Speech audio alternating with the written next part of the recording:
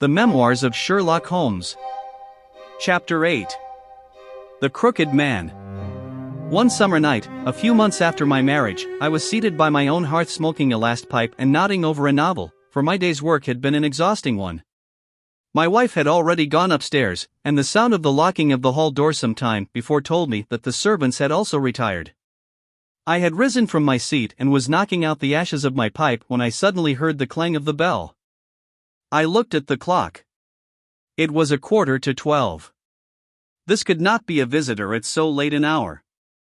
A patient, evidently, and possibly an all-night sitting. With a wry face I went out into the hall and opened the door. To my astonishment it was Sherlock Holmes who stood upon my step. "Ah, Watson," said he, "I hope that I might not be too late to catch you." "My dear fellow, pray come in. You look surprised, and no wonder. Relieved, too, I fancy. You still smoke the Arcadia mixture of your bachelor days then? There's no mistaking that fluffy ash upon your coat. It's easy to tell that you have been accustomed to wear a uniform, Watson. You'll never pass as a purebred civilian as long as you keep that habit of carrying your handkerchief in your sleeve. Could you put me up tonight?" "With pleasure.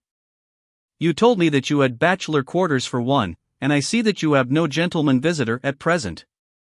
Your hat stand proclaims as much. I shall be delighted if you will stay." "Thank you. I'll fill the vacant peg then. Sorry to see that you've had the British workman in the house. He's a token of evil.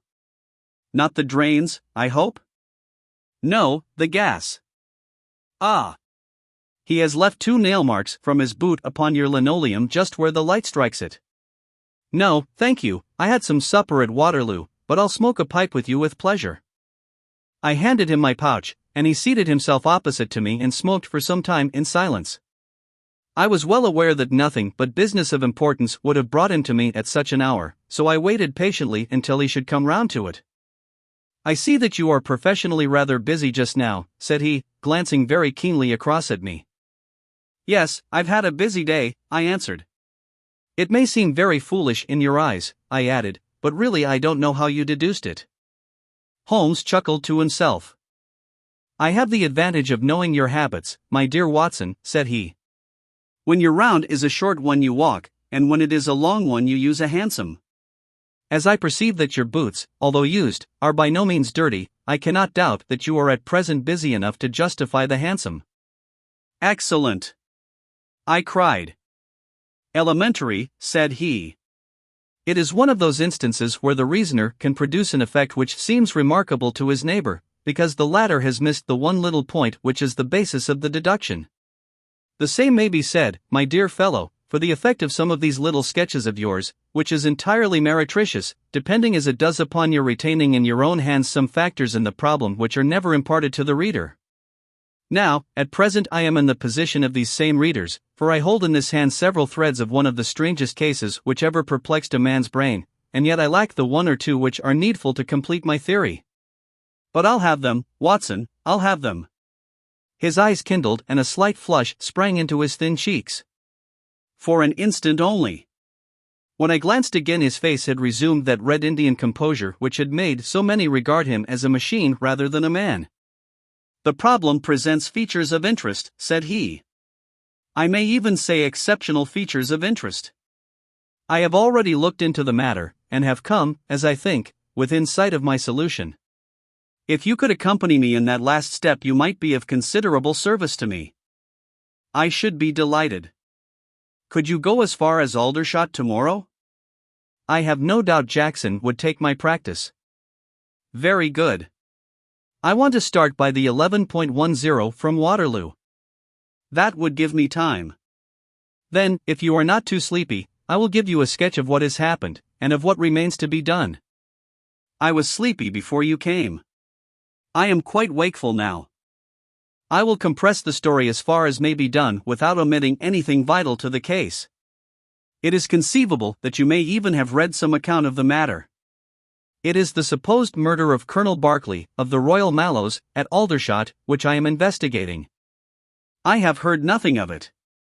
It has not excited much attention yet, except locally.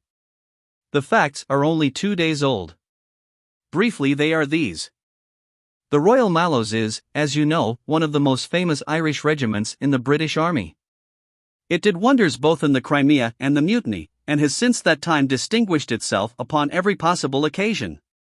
It was commanded up to Monday night by James Barclay, a gallant veteran, who started as a full private, was raised to commission rank for his bravery at the time of the mutiny, and so lived to command the regiment in which he had once carried a musket. Colonel Barclay had married at the time when he was a sergeant, and his wife, whose maiden name was Miss Nancy Devoy, was the daughter of a former colour sergeant in the same corps. There was, therefore, as can be imagined, some little social friction when the young couple, for they were still young, found themselves in their new surroundings. They appear, however, to have quickly adapted themselves, and Mrs. Barclay has always, I understand, been as popular with the ladies of the regiment as her husband was with his brother officers. I may add that she was a woman of great beauty, and that even now, when she has been married for upwards of 30 years, she is still of a striking and queenly appearance. Colonel Barclay's family life appears to have been a uniformly happy one. Major Murphy, to whom I owe most of my facts, assures me that he has never heard of any misunderstanding between the pair. On the whole, he thinks that Barclay's devotion to his wife was greater than his wife's to Barclay. He was acutely uneasy if he were absent from her for a day. She, on the other hand, though devoted and faithful, was less obtrusively affectionate. But they were regarded in the regiment as the very model of a middle-aged couple. There was absolutely nothing in their mutual relations to prepare people for the tragedy which was to follow. Colonel Barclay himself seems to have had some singular traits in his character. He was a dashing, jovial old soldier in his usual mood, but there were occasions on which he seemed to show himself capable of considerable violence and vindictiveness. This side of his nature, however, appears never to have been turned towards his wife. Another fact, which had struck Major Murphy and 3 out of 5 of the other officers with whom I conversed, was the singular sort of depression which came upon him at times. As the Major expressed it, the smile had often been struck from his mouth, as if by some invisible hand, when he has been joining the gaieties and chaff of the mess table. For days on end, when the mood was on him, he has been sunk in the deepest gloom. This and a certain tinge of superstition were the only unusual traits in his character which his brother officers had observed. The latter peculiarity took the form of a dislike to being left alone, especially after dark. This puerile feature in a nature which was conspicuously manly had often given rise to comment and conjecture. The 1st Battalion of the Royal Mallows, which is the old 117th, has been stationed at Aldershot for some years. The married officers live out of barracks, and the colonel has during all this time occupied a villa called Lachine, about half a mile from the North Camp. The house stands in its own grounds, but the west side of it is not more than 30 yards from the high road. A coachman and 2 maids formed the staff of servants. These with their master and mistress were the sole occupants of Lachine, for the Barclays had no children, nor was it usual for them to have resident visitors. Now for the events at Lachine between 9 and 10 on the evening of last Monday. Mrs. Barclay was, it appears, a member of the Roman Catholic Church, and had interested herself very much in the establishment of the Guild of St. George, which was formed in connection with the Watt Street Chapel for the purpose of supplying the poor with cast-off clothing. A meeting of the Guild had been held that evening at 8, and Mrs. Barclay had hurried over her dinner in order to be present at it. When leaving the house she was heard by the coachman to make some commonplace remark to her husband, and to assure him that she would be back before very long. She then called for Miss Morrison, a young lady who lives in the next villa, and the two went off together to their meeting. It lasted 40 minutes, and at 9:15 Mrs. Barclay returned home, having left Miss Morrison at her door as she passed. There is a room which is used as a morning room at Lachine.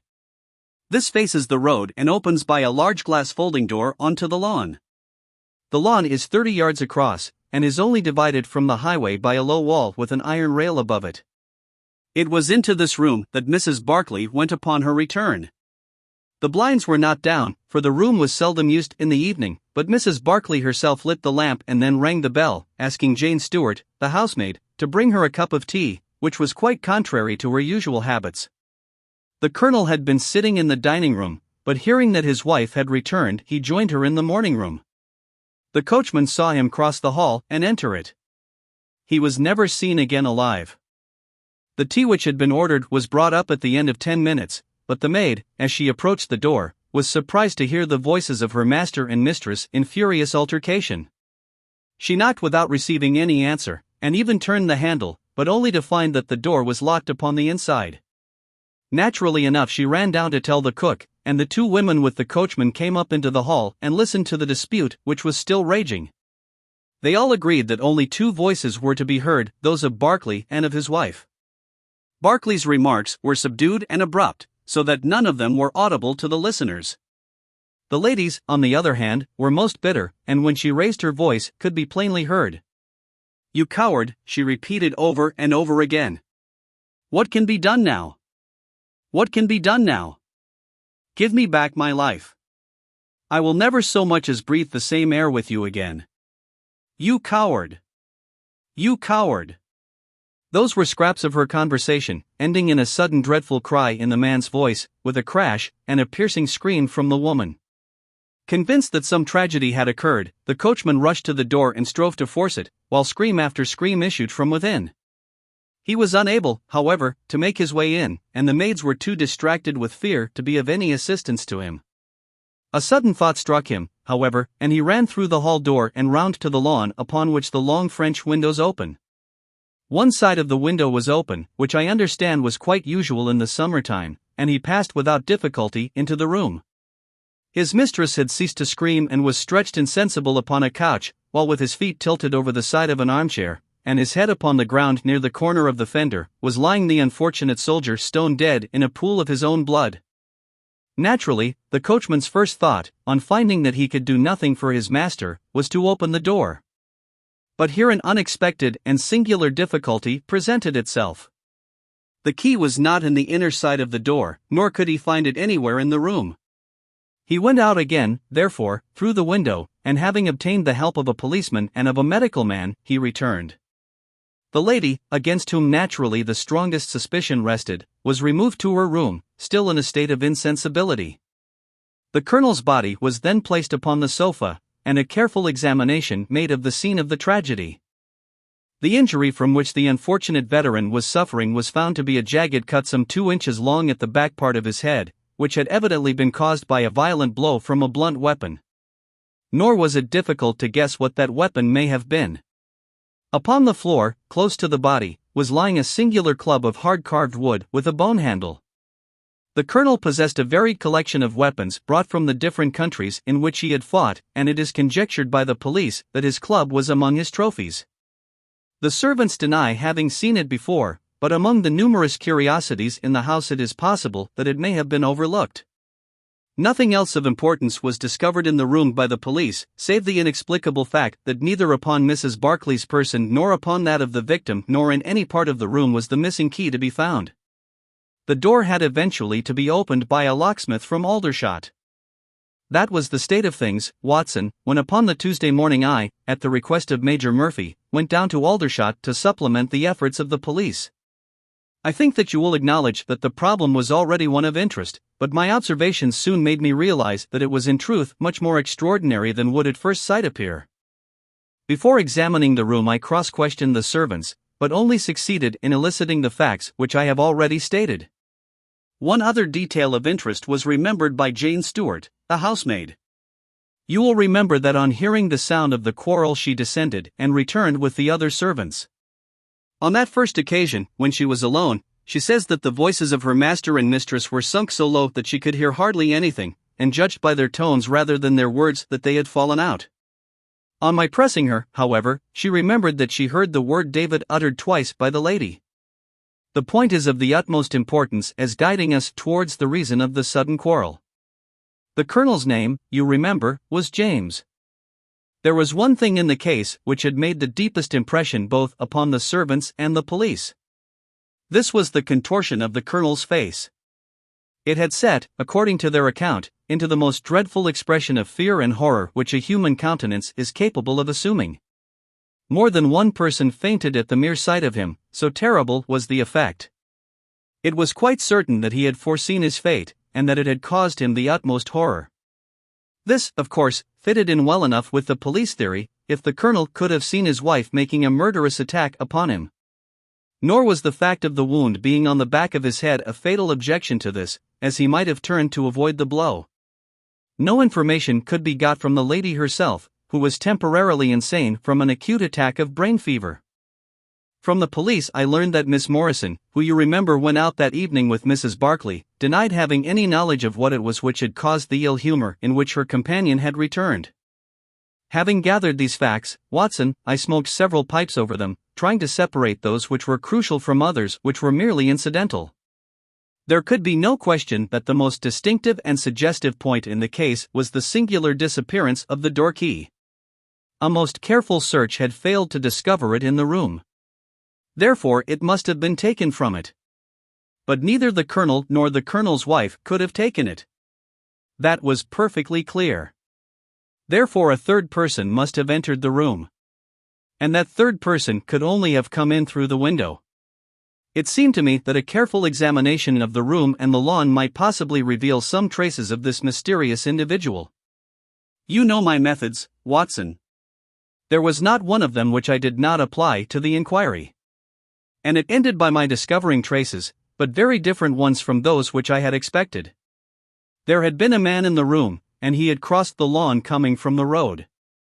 I was able to obtain 5 very clear impressions of his footmarks, 1 in the roadway itself, at the point where he had climbed the low wall, 2 on the lawn, and 2 very faint ones upon the stained boards near the window where he had entered.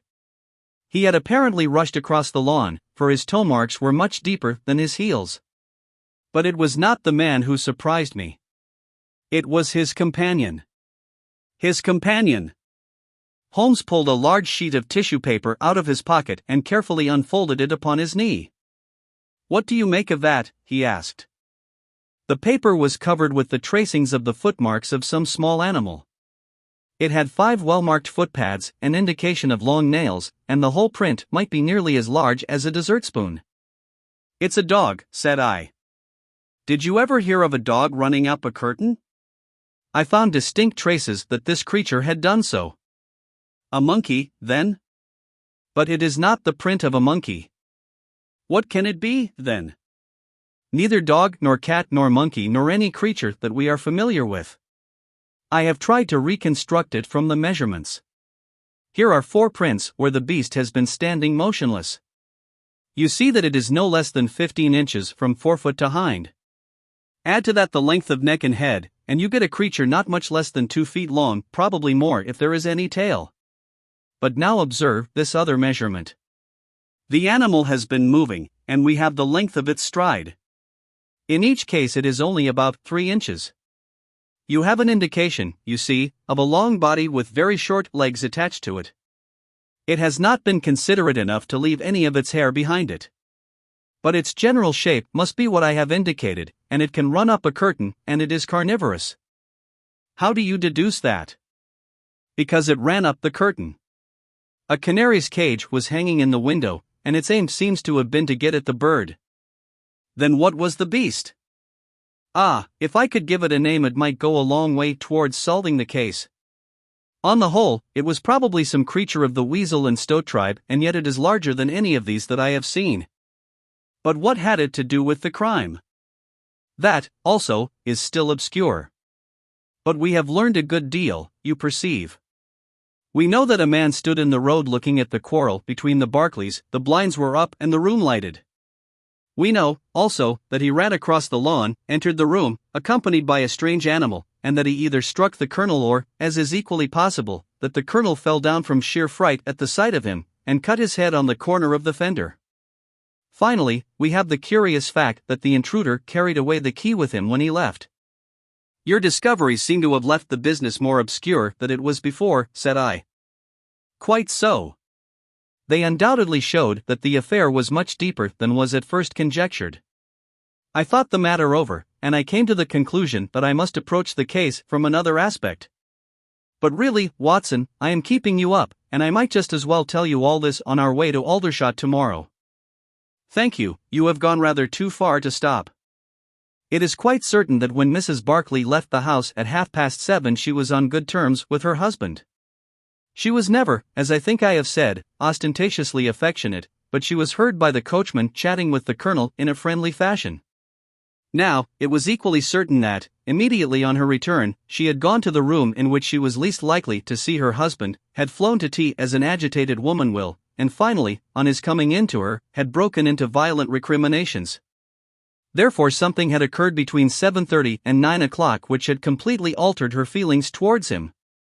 But Miss Morrison had been with her during the whole of that hour and a half. It was absolutely certain, therefore, in spite of her denial, that she must know something of the matter. My first conjecture was, that possibly there had been some passages between this young lady and the old soldier, which the former had now confessed to the wife. That would account for the angry return, and also for the girl's denial that anything had occurred. Nor would it be entirely incompatible with most of the words overheard. But there was the reference to David, and there was the known affection of the colonel for his wife, to weigh against it, to say nothing of the tragic intrusion of this other man, which might, of course, be entirely disconnected with what had gone before. It was not easy to pick one's steps, but, on the whole, I was inclined to dismiss the idea that there had been anything between the colonel and Miss Morrison, but more than ever convinced that the young lady held the clue as to what it was which had turned Mrs. Barclay to hatred of her husband. I took the obvious course, therefore, of calling upon Miss Morrison, of explaining to her that I was perfectly certain that she held the facts in her possession, and of assuring her that her friend, Mrs. Barclay, might find herself in the dock upon a capital charge unless the matter were cleared up. Miss Morrison is a little, ethereal slip of a girl, with timid eyes and blonde hair, but I found her by no means wanting in shrewdness and common sense. She sat thinking for some time after I had spoken, and then, turning to me with a brisk air of resolution, she broke into a remarkable statement which I will condense for your benefit. I promised my friend that I would say nothing of the matter, and a promise is a promise, said she, but if I can really help her when so serious a charge is laid against her, and when her own mouth, poor darling, is closed by illness, then I think I am absolved from my promise. I will tell you exactly what happened upon Monday evening. We were returning from the Watt Street mission about 8:45 o'clock. On our way we had to pass through Hudson Street, which is a very quiet thoroughfare. There is only one lamp in it, upon the left-hand side, and as we approached this lamp I saw a man coming towards us with his back very bent, and something like a box slung over one of his shoulders. He appeared to be deformed, for he carried his head low and walked with his knees bent. We were passing him when he raised his face to look at us in the circle of light thrown by the lamp, and as he did so he stopped and screamed out in a dreadful voice, "My God, it's Nancy!" Mrs. Barclay turned as white as death, and would have fallen down had the dreadful-looking creature not caught hold of her. I was going to call for the police, but she, to my surprise, spoke quite civilly to the fellow. "I thought you had been dead this 30 years, Henry," said she, in a shaking voice. "So I have," said he, and it was awful to hear the tones that he said it in. He had a very dark, fearsome face, and a gleam in his eyes that comes back to me in my dreams. His hair and whiskers were shot with grey, and his face was all crinkled and puckered like a withered apple. "Just walk on a little way, dear," said Mrs. Barclay, "I want to have a word with this man. There is nothing to be afraid of." She tried to speak boldly, but she was still deadly pale and could hardly get her words out for the trembling of her lips. I did as she asked me, and they talked together for a few minutes. Then she came down the street with her eyes blazing, and I saw the crippled wretch standing by the lamppost and shaking his clenched fists in the air as if he were mad with rage. She never said a word until we were at the door here, when she took me by the hand and begged me to tell no one what had happened. "It's an old acquaintance of mine who has come down in the world," said she. When I promised her I would say nothing she kissed me, and I have never seen her since. I have told you now the whole truth, and if I withheld it from the police it is because I did not realize then the danger in which my dear friend stood. I know that it can only be to her advantage that everything should be known. There was her statement, Watson, and to me, as you can imagine, it was like a light on a dark night. Everything which had been disconnected before began at once to assume its true place, and I had a shadowy presentiment of the whole sequence of events. My next step obviously was to find the man who had produced such a remarkable impression upon Mrs. Barclay. If he were still in Aldershot it should not be a very difficult matter. There are not such a very great number of civilians, and a deformed man was sure to have attracted attention. I spent a day in the search, and by evening, this very evening, Watson, I had run him down. The man's name is Henry Wood, and he lives in lodgings in this same street in which the ladies met him. He has only been 5 days in the place. In the character of a registration agent, I had a most interesting gossip with his landlady. The man is by trade a conjurer and performer, going round the canteens after nightfall, and giving a little entertainment at each. He carries some creature about with him in that box, about which the landlady seemed to be in considerable trepidation, for she had never seen an animal like it. He uses it in some of his tricks according to her account.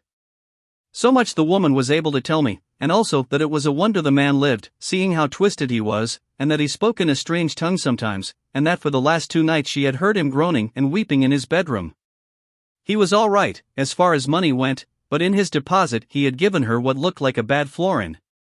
She showed it to me, Watson, and it was an Indian rupee. So now, my dear fellow, you see exactly how we stand and why it is I want you.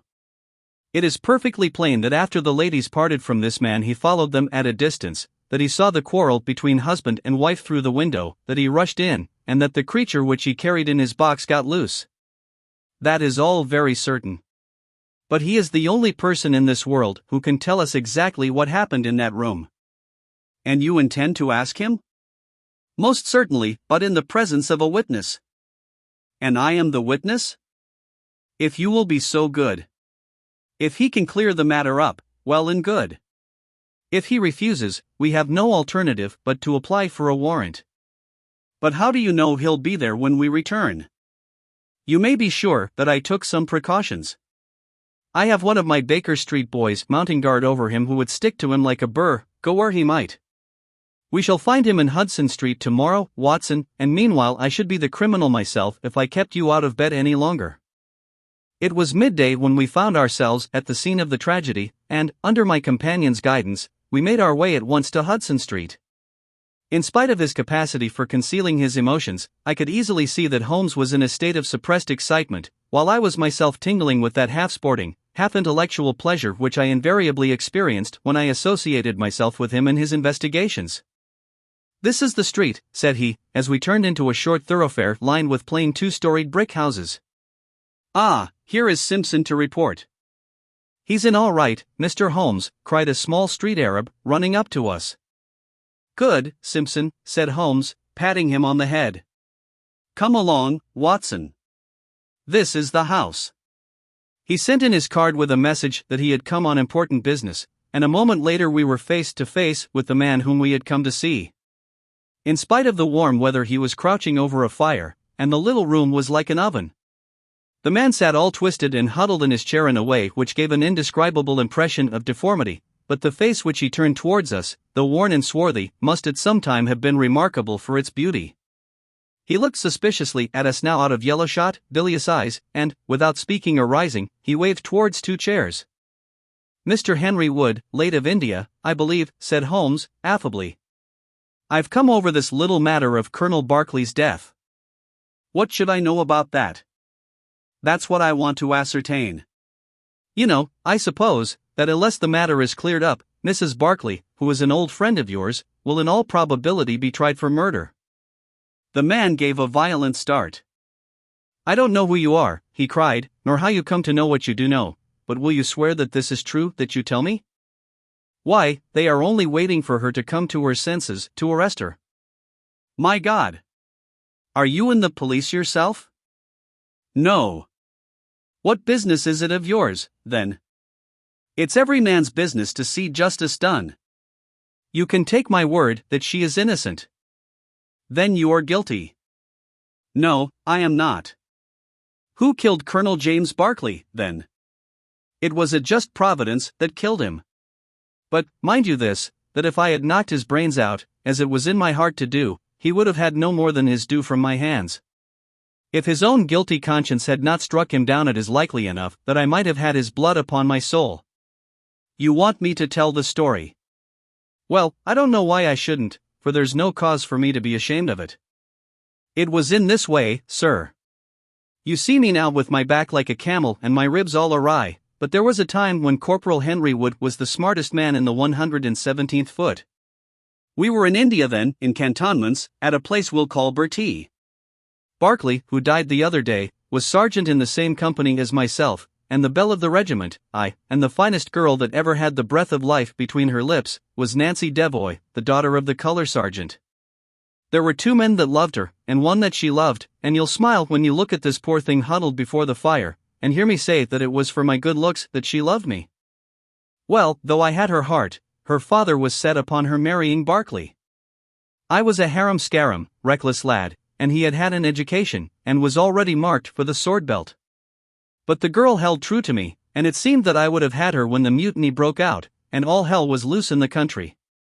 We were shut up in Bertie, the regiment of us with half a battery of artillery, a company of Sikhs, and a lot of civilians and womenfolk. There were 10,000 rebels round us, and they were as keen as a set of terriers round a rat cage.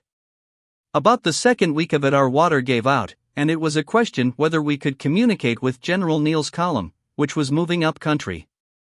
It was our only chance, for we could not hope to fight our way out with all the women and children, so I volunteered to go out and to warn General Neil of our danger. My offer was accepted, and I talked it over with Sergeant Berkeley, who was supposed to know the ground better than any other man, and who drew up a route by which I might get through the rebel lines. At 10 o'clock the same night I started off upon my journey. There were 1,000 lives to save, but it was of only one that I was thinking when I dropped over the wall that night. My way ran down a dried-up watercourse, which we hoped would screen me from the enemy's sentries, but as I crept round the corner of it I walked right into 6 of them, who were crouching down in the dark waiting for me. In an instant I was stunned with a blow and bound hand and foot. But the real blow was to my heart and not to my head, for as I came to and listened to as much as I could understand of their talk, I heard enough to tell me that my comrade, the very man who had arranged the way that I was to take, had betrayed me by means of a native servant into the hands of the enemy. Well, there's no need for me to dwell on that part of it. You know now what James Berkeley was capable of. Bertie was relieved by Neil next day, but the rebels took me away with them in their retreat, and it was many a long year before ever I saw a white face again. I was tortured and tried to get away, and was captured and tortured again. You can see for yourselves the state in which I was left. Some of them that fled into Nepal took me with them, and then afterwards I was up past Darjeeling. The hill folk up there murdered the rebels who had me, and I became their slave for a time until I escaped, but instead of going south I had to go north, until I found myself among the Afghans. There I wandered about for many a year, and at last came back to the Punjab, where I lived mostly among the natives and picked up a living by the conjuring tricks that I had learned. What use was it for me, a wretched cripple, to go back to England or to make myself known to my old comrades? Even my wish for revenge would not make me do that. I had rather that Nancy and my old pals should think of Harrywood as having died with a straight back, than see him living and crawling with a stick like a chimpanzee. They never doubted that I was dead, and I meant that they never should. I heard that Berkeley had married Nancy, and that he was rising rapidly in the regiment, but even that did not make me speak. But when one gets old one has a longing for home. For years I've been dreaming of the bright green fields and the hedges of England. At last I determined to see them before I died. I saved enough to bring me across, and then I came here where the soldiers are, for I know their ways and how to amuse them and so earn enough to keep me. Your narrative is most interesting, said Sherlock Holmes. I have already heard of your meeting with Mrs. Berkeley, and your mutual recognition. You then, as I understand, followed her home and saw through the window an altercation between her husband and her, in which she doubtless cast his conduct to you in his teeth. Your own feelings overcame you, and you ran across the lawn and broke in upon them. I did, sir, and at the sight of me he looked as I have never seen a man look before, and over he went with his head on the fender. But he was dead before he fell. I read death on his face as plain as I can read that text over the fire. The bare sight of me was like a bullet through his guilty heart. And then? Then Nancy fainted, and I caught up the key of the door from her hand, intending to unlock it and get help. But as I was doing it, it seemed to me better to leave it alone and get away, for the thing might look black against me, and anyway my secret would be out if I were taken. In my haste I thrust the key into my pocket, and dropped my stick while I was chasing Teddy, who had run up the curtain. When I got him into his box, from which he had slipped, I was off as fast as I could run. Who's Teddy? Asked Holmes. The man leaned over and pulled up the front of a kind of hutch in the corner. In an instant out there slipped a beautiful reddish-brown creature, thin and lithe, with the legs of a stoat, a long, thin nose, and a pair of the finest red eyes that ever I saw in an animal's head. It's a mongoose, I cried. Well, some call them that, and some call them ichneumon, said the man. Snake catcher is what I call him, and Teddy is amazing quick on cobras. I have one here without the fangs, and Teddy catches it every night to please the folk in the canteen. Any other point, sir? Well, we may have to apply to you again if Mrs. Barclay should prove to be in serious trouble. In that case, of course, I'd come forward. But if not, there is no object in raking up this scandal against a dead man, foully as he has acted. You have at least the satisfaction of knowing that for 30 years of his life his conscience bitterly reproached him for this wicked deed. Ah, there goes Major Murphy on the other side of the street. Goodbye, Wood. I want to learn if anything has happened since yesterday. We were in time to overtake the Major before he reached the corner. Ah, Holmes, he said, I suppose you have heard that all this fuss has come to nothing? What then? The inquest is just over.